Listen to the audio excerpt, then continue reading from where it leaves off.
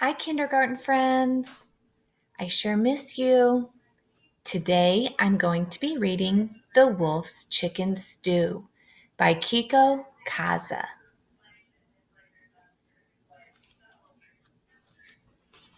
The Wolf's Chicken Stew.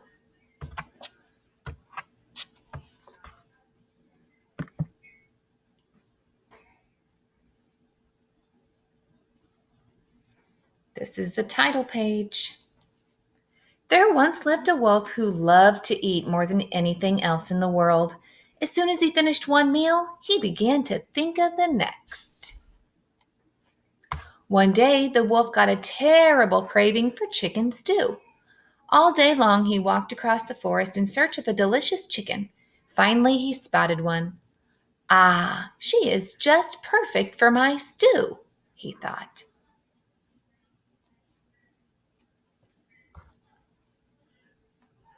The wolf crept closer, but just as he was about to grab his prey, he had another idea.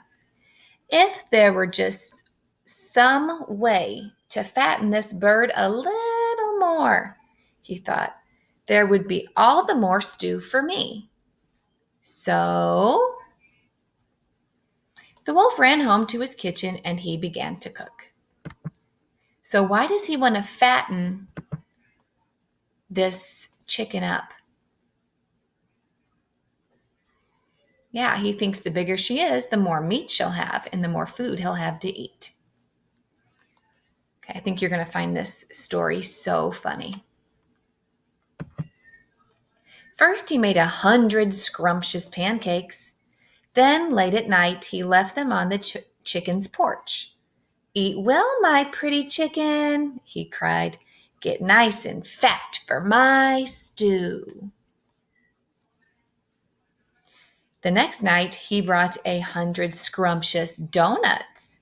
Eat well, my pretty chicken, he cried. Get nice and fat for my stew. So far, how many treats has he brought?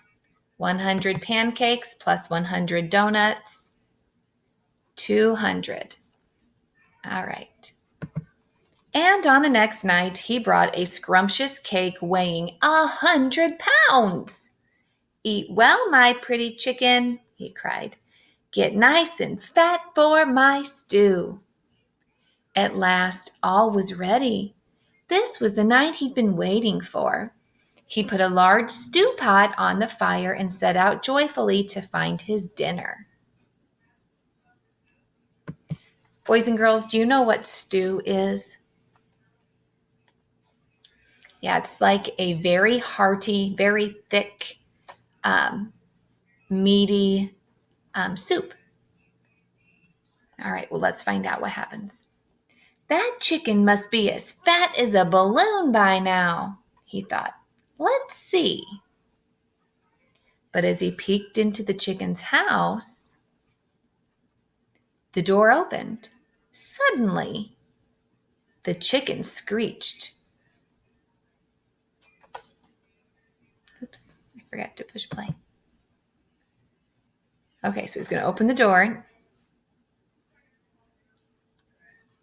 And let's see what he finds.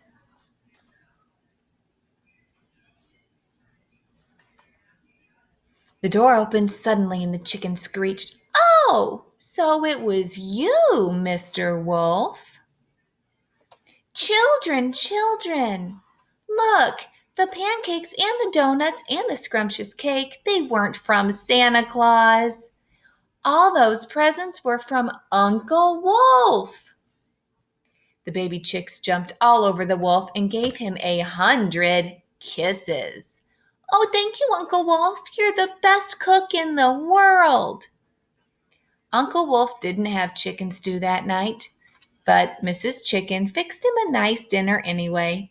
Aw, shucks, he thought as he walked home.